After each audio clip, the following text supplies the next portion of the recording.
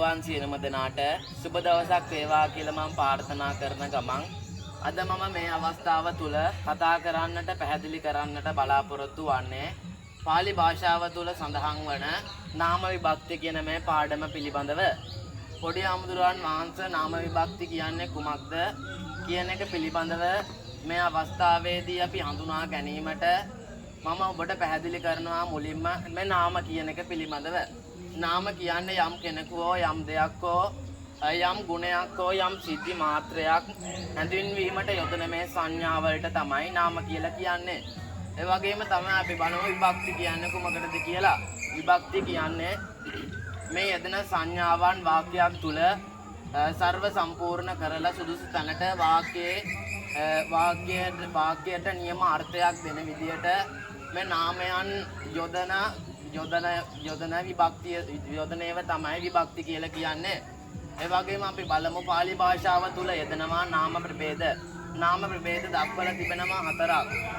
ඒ තමයි නාම නාම, සමාස නාම, තද්දිත නාම, කෘදාන්ත නාම කියලා.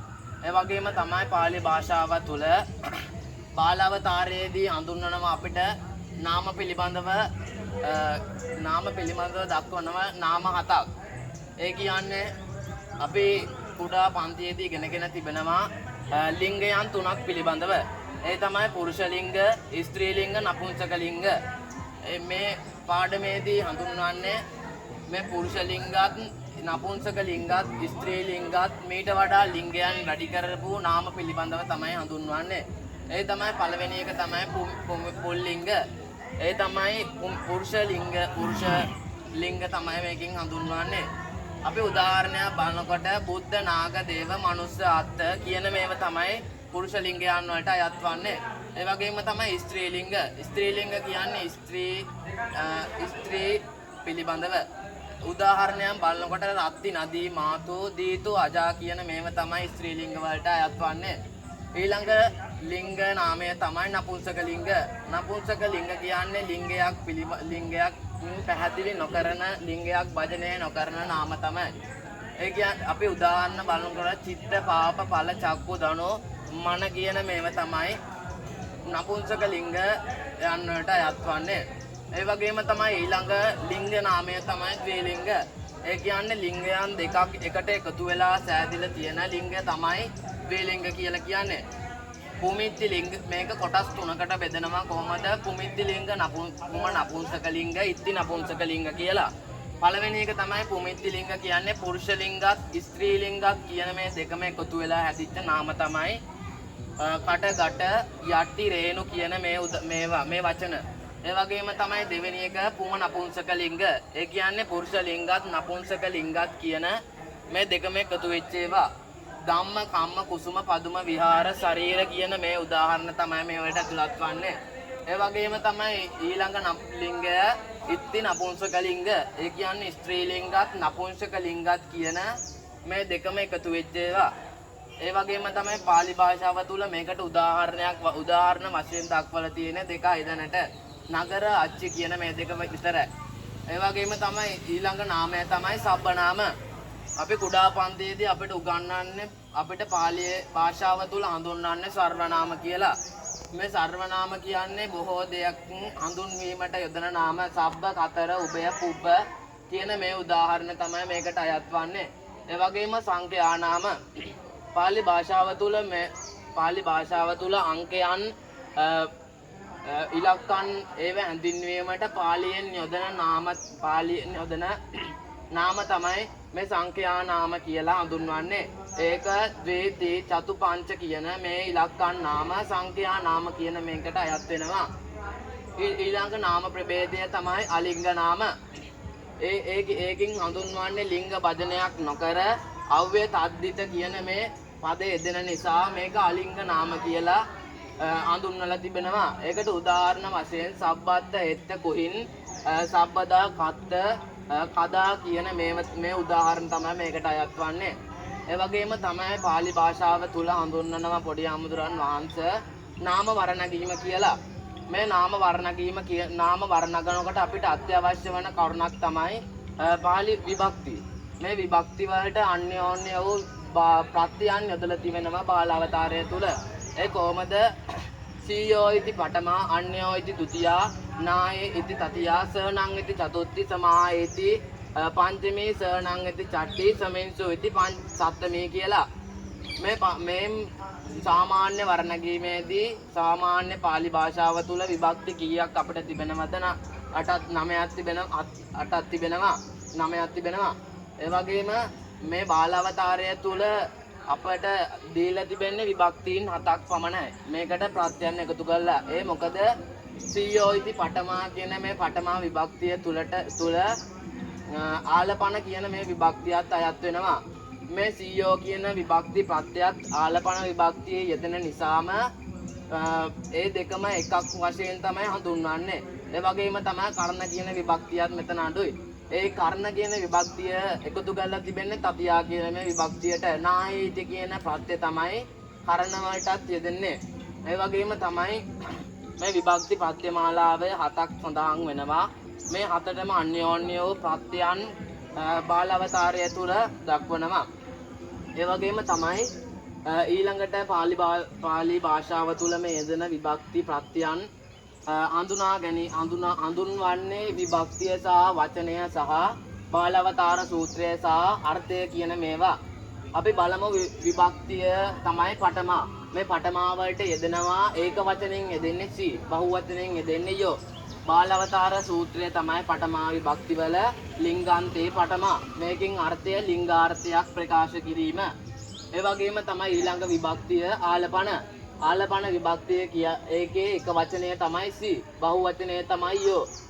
මේ ආලපන විභක්තියේ බාලාවතාරය සූත්‍රය තමයි ආලපනේච. අර්ථය තමයි ආලපනාර්ථය. මේන් ප්‍රකාශ කරනවා යම් කෙනෙක් යම් කෙනෙකු ආමන්ත්‍රණය කිරීමක් ඇමතීමක් කියන මේ දේ.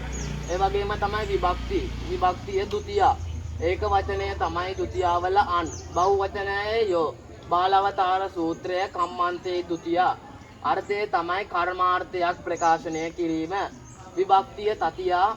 වචනය ඒක වචන නන්. බහු වචනය හි.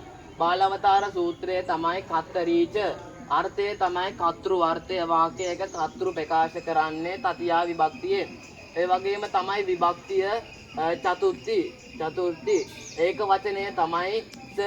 බහු වචනය තමයි නන්. බාලාවතාර සූත්‍රය සඳහන් වන්නේ සම්පාදනයේ චතුර්ථි. ඒකේ අර්ථය තමයි සම්ප්‍රදානය කිරීම. යමෙක් යමෙකුට දෙයක් සම්ප්‍රදානය කරන්නේ මෙන්න මේ විභක්තිය තුලින්. වාක්‍යයන් තුල යෙදෙන විට මේ විභක්තිය උපයෝගී කරගෙන තමයි අන්නේ ඒ නාමය අපි සුදුසු ආකාරයට සාදා ගන්නට ඕනේ. ඊළඟ විභක්තිය තමයි පංචමී. ඒක වචනය සම. බහු වචනය හි. බාලාවතාර සූත්‍රයේ සඳහන් වෙන්නේ අපදානයේ පංචමී. අර්ථය තමයි වෙන්වීමේ අර්ථය.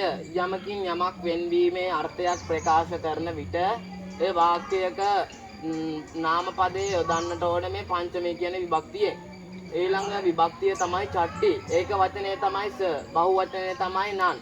බාලාවතාර සූත්‍රය තමයි මේකට අයත් වන්නේ සමිස්මින් චට්ටි. අර්ථය තමයි සාමිත්‍ර අර්ථය. ඒ වගේම තමයි ඊළඟ විභක්තිය සප්තමී. මේකේ ඒක වචන ප්‍රත්‍යය තමයි ස්මින්. ඊළඟ ඒකේ බහු වචනය තමයි සු. බාලාවතාර සූත්‍රයේදී සඳහන් වෙන්නේ ඕකාසේ සප්තමී. ඒ කියන්නේ අර්ථය තමයි ආධාර අර්ථය. මේ යමකින් ආධාරයක් ගන්නව දන්නේ වාක්‍යයේ වචනාම පදයේ තියන්න ඕන මේ සප්තමී කියන විභක්තිය. අපි උදාහරණයක් වශයෙන් බලමු.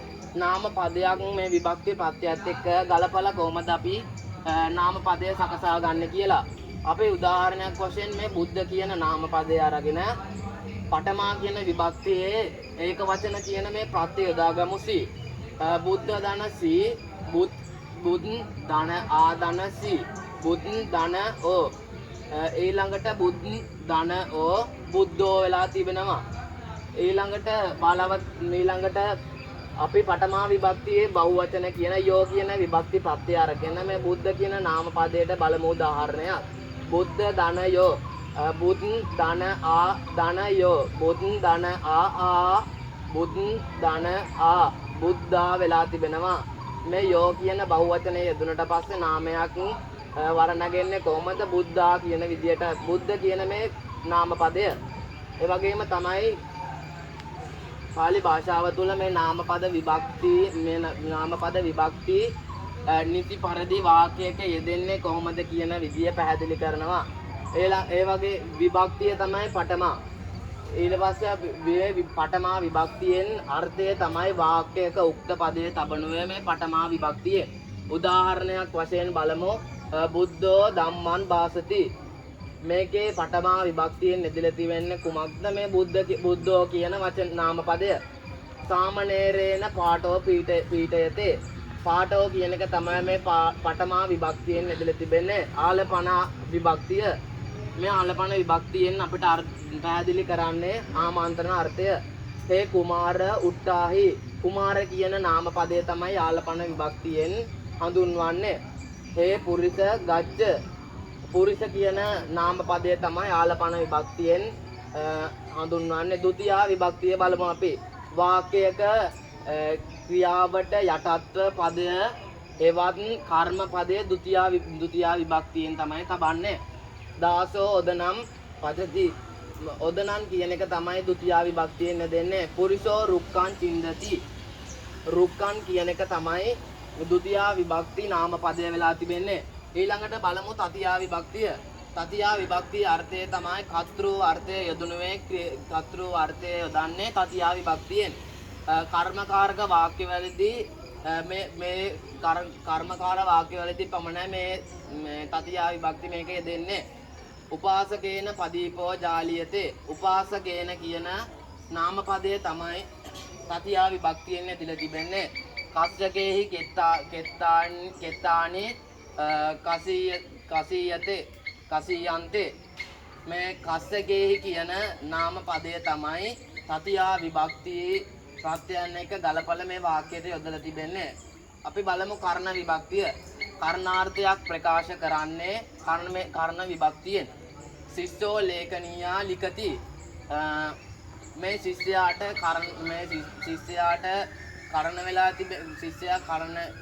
කර්ණ වෙලා තිබෙන්නේ ලේඛනියා. මේ ලියන්න තමයි කර්ණ වෙලා තිබෙන්නේ. ඒ නිසා මේ වාක්‍ය තුල ලේඛනියා කියන නාම පදය තමයි කර්ණ විභක්තියට අයත් වන්නේ. අහම් පාදේහි ගච්ඡාමි.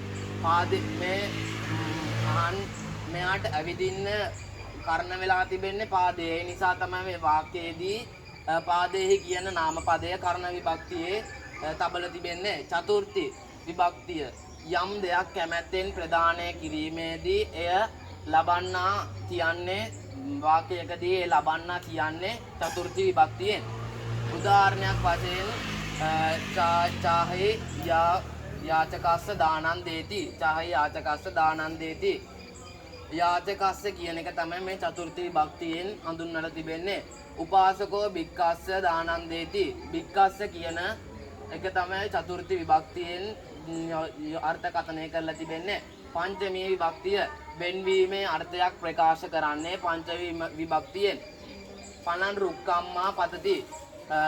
ගෙඩිය වෙන් වෙලා තිබෙන්නේ කුමකින්ද? ගසෙන්. ඒ නිසා පංචමී විභක්තිය තබලා තිබෙන්නේ ගසට. ගස තමයි පංචමී විභක්තියෙන් තියලා තිබෙන්නේ. වනිතායෝ වනම්මා දාරුන් ආරන්ති. වනම්මා කියන එක තමයි පංචමී විභක්තියෙන් තබලා තිබෙන්නේ. චට්ටි යමක අයිතිය ප්‍රකාශ කරනුවේ චට්ටි විභක්තියෙන්. උදාහරණයක් වශයෙන් බුද්දස්ස ශාවකා සප්පුරිසා හොන්ති. මේ බුද්දස්ස කියන එක තමයි චට්ටි විභක්තියෙන් ප්‍රකාශ කරලා තිබෙන්නේ. දාරකස්ස මාතා ආහාරං ආහාරති. දාරකස්ස කියන නාම පදය තමයි චට්ටි විභක්තියෙන් යොදලා තිබෙන්නේ. ඒ අන්තිම විභක්තිය තමයි ක්‍රියාව සත්ත්වමී විභක්තිය. ක්‍රියාව සිදුවීමට ආධාර වන තැන යොදනුවේ ක්‍රියාවක් කරන විට ඒට ආධාර වන තැන තබන්නේ සත්ත්වමී විභක්තියෙන්. ඒකෙන් උදාහරණ බලන විට සාමණේරෝ පරිවෙණං උග්ගන්නති. මේ සාමණේරයා උගන්වන්නේ කොහෙද? පරිවෙණේ. ඒ නිසා සාමණේරයන් වහන්සේට ආධාර වෙලා තිබෙන්නේ කොහොමද? කුමක්ද? පිරිවෙන. සාමණේරයන් වහන්සේට උගන්වන්න ආධාර වෙලා තිබෙන්නේ පිරිවෙන. ඒ නිසා මේ පිරිවෙන කියන නාම පදය තමයි මේ වාක්‍ය තුල සත්ත්වමී විභක්තියෙන් යොදන්නේ. ගාමවාසී බික්කු ආරාමේ වසති. ගම්වාසී භික්ෂූන් ආරාමේ වසයි කියන ගම්වාසීන් වසන්නේ ගම්වාසී භික්ෂූන් වසන්නේ ආරාමය තුල. ඒ නිසා භික්ෂූන්ට ආධාර වෙලා තිබෙන ආරාමය. ඒ නිසා ආරාමය කියන මේ නාමපදයේ සත්ත්ව විභක්තියෙන් හඳුන්වනවා. ඉතින් පොඩි ආම්දුරන් වහන්සේ මම මේ අවස්ථාව තුළ පැහැදිලි කරන්නට යෙදුන මේ pāli භාෂාවේ ඇතුළත් වන මේ පාඩම නාම විභක්ති කියන මේ පාඩම පිළිබඳව ඔබට පොඩි හරි දැනුමක් ලැබුණා නම් පොඩි හරි මේ පාඩම පිළිබඳව මේ නාම විභක්ති කියන එක පිළිබඳව දැනුමක් ලබා ගත්ත නම් දැනුමක් ලබාගෙන ඒ වගේම මේ පාඩම පිළිබඳව තවත් කරුණු පැහැදිලි කර ගැනීමට pāli භාෂාවේ පිරිවෙනේ pāli පොතේ සඳහන් වෙනවා මේ නාම විභක්ති පිළිබඳව. මේ තව තවත් අධ්‍යයනය කර ඔබට දැනුම ලබා ගන්නට හැකි වෙනවා.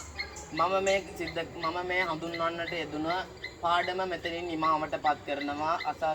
නිමාවටපත් කරනවා. සියලුම දෙනාට තෙරුවන් සරණයි.